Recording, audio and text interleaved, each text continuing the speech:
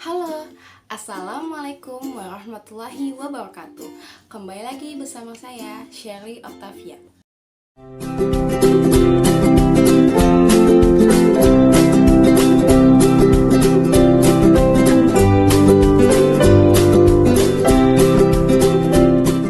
Di video kali ini, saya akan membahas mengenai metode perpetual pada perusahaan dagang. Mau tahu seperti apa? Ikuti terus ya. Metode pencatatan perpetual bersama saya, Sherly Octavia dari mahasiswa Pendidikan Ekonomi FKIP UHAMKA.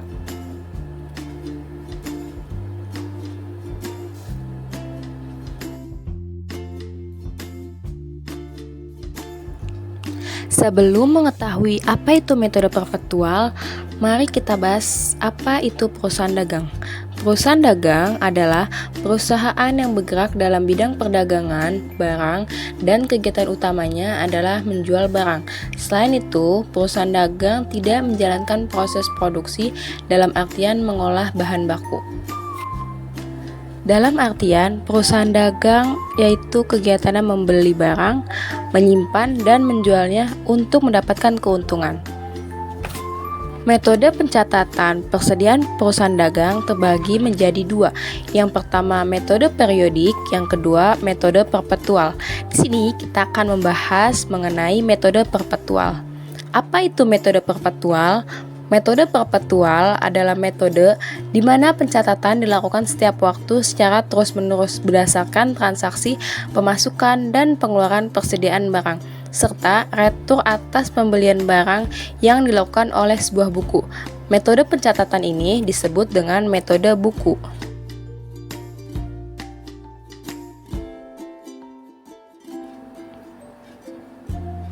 Metode perpetual mencatat akun persediaan barang dagang atau PBD pada setiap terjadinya transaksi pembelian dan penjualan barang dagang.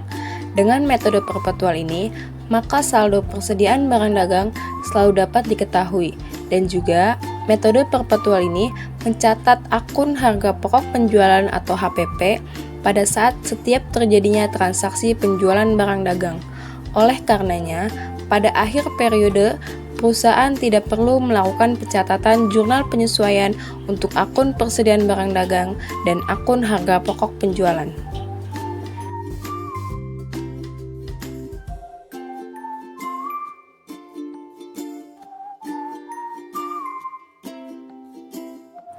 Selanjutnya akan membahas mengenai pencatatan pembelian dengan metode perpetual.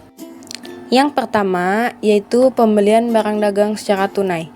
Di pembahasan sebelumnya, kita telah mengetahui bahwa jika terjadi pembelian, maka yang bertambah di debit yaitu persediaan barang dagang. Karena ini membeli secara tunai, maka yang berkurang di kredit yaitu kas sejumlah harga barang yang dibeli. Begitu pula dengan pembelian barang secara kredit, persediaan barang dagang di debit, hutang dagang bertambah di kredit sejumlah barang yang dibeli. Selanjutnya pada transaksi retur pembelian secara tunai. Retur pembelian terjadi karena ada salah kirim barang ataupun barang yang dikirim rusak. Pada transaksi retur pembelian secara tunai, kas bertambah di debit, persediaan barang dagang berkurang di kredit karena terjadinya retur pembelian. Begitu pula dengan retur pembelian secara kredit. Nominalnya sejumlah harga yang diretur baik secara tunai maupun kredit. Selanjutnya, potongan pembelian. Potongan pembelian terjadi karena customer membayar hutang sebelum jatuh tempo. Nominal potongannya menyesuaikan dari perjanjian ketika melakukan transaksi. Untuk jurnalnya pada potongan pembelian yaitu hutang dagang berkurang di debit, persediaan barang dagang berkurang di kredit, dan kas berkurang di kredit. Selanjutnya, beban angkut pembelian. Persediaan barang dagang bertambah di debit pada kas di kredit apabila transaksi secara tunai dan hutang dagang bertambah di kredit apabila transaksinya secara kredit. Yang kedua yaitu pencatatan penjualan menggunakan metode perpetual. Yang pertama, penjualan. Pada pembahasan sebelumnya, metode perpetual setiap terjadinya transaksi penjualan mencatat akun harga pokok penjualan di debit dan persediaan barang dagang di kredit. Pada jurnal ini, kas bertambah di debit apabila transaksi secara tunai dan piutang bertambah di debit apabila transaksi secara kredit. Penjualan bertambah di kredit sejumlah barang yang dijual, lalu harga pokok penjualan bertambah di debit, persediaan barang dagang berkurang di kredit, nominal sejumlah harga yang dibeli. Selanjutnya, retur penjualan. Retur penjualan terjadi karena ada salah kirim barang ataupun barang yang dikirim rusak. Pada transaksi retur penjualan, jurnalnya yaitu retur penjualan bertambah di debit, kas berkurang di kredit apabila transaksi secara tunai, piutang dagang berkurang di kredit apabila transaksi secara kredit. Persediaan barang dagang bertambah di debit, harga pokok penjualan berkurang di kredit. Selanjutnya, potongan penjualan. Potongan penjualan terjadi karena customer membayar piutang sebelum jatuh tempo. Nominal potongannya menyesuaikan dari perjanjian ketika melakukan transaksi.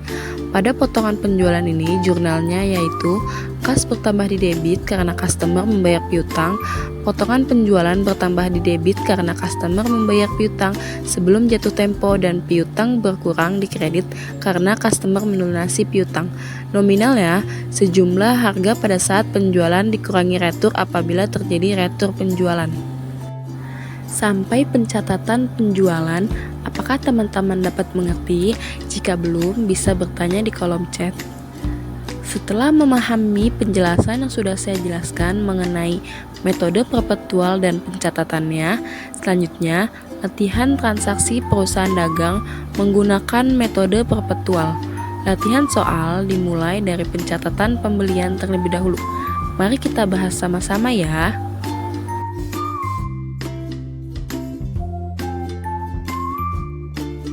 Latihan soal pencatatan pembelian menggunakan metode perpetual.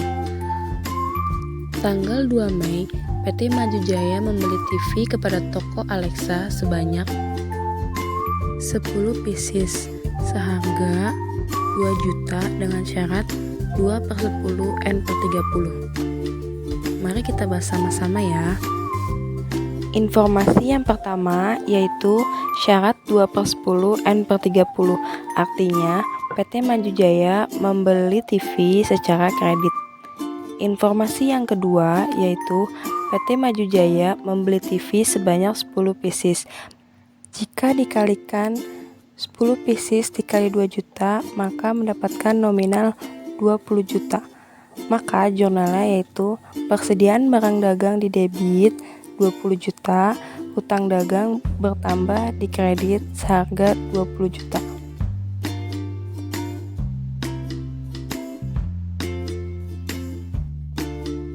Pada tanggal 3 Mei, PT Maju Jaya meretur TV sebanyak 2 karena salah kirim.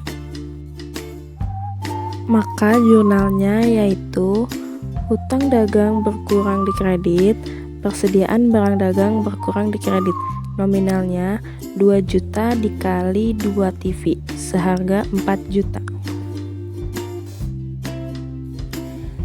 Selanjutnya, transaksi tanggal 10 Mei. PT Maju Jaya melunasi hutangnya kepada PT Alexa karena PT Maju Jaya belum memasuki masa 10 hari dari awal transaksi di tanggal 2 Mei, maka PT Maju Jaya mendapatkan potongan sebesar 2% dari jumlah hutang dikurang retur penjualan. 16 juta dikali 2% hasilnya 320.000, sehingga potongan pembelian yang didapatkan yaitu sebesar 320.000. Jurnalnya yaitu hutang dagang berkurang di debit sebesar 16 juta, persediaan barang dagang berkurang di kredit sebesar 320.000, kas yang berkurang di kredit sebesar 15.680.000. Selanjutnya, latihan soal penjualan.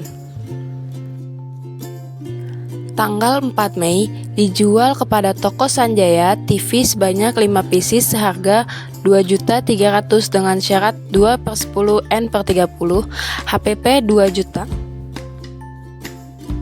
Informasi yang didapatkan yang pertama yaitu PT Maju Jaya menjual TV dengan syarat 2/10 N/30, artinya PT Maju Jaya menjual secara kredit. PT Maju Jaya menjual 5 TV seharga 2.300.000 dengan HPP 2 juta.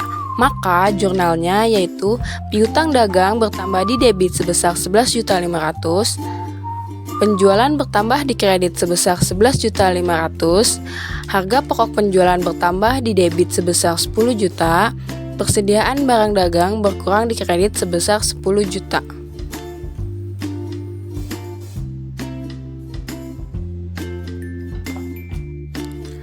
Transaksi selanjutnya tanggal 5 Mei, toko Sanjaya mengembalikan 3 TV karena rusak.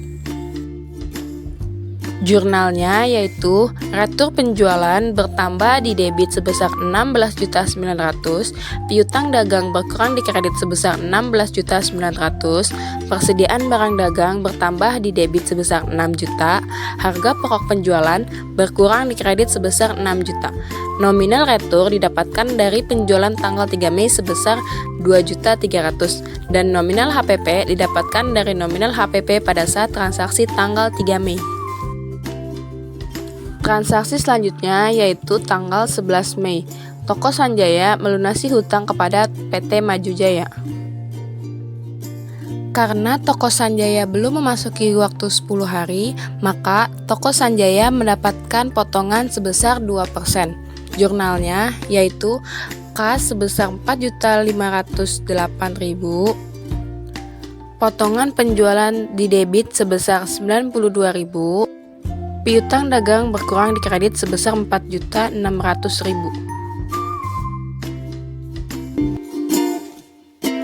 Ya, itu saja penjelasan dari saya mengenai metode perpetual pada perusahaan dagang.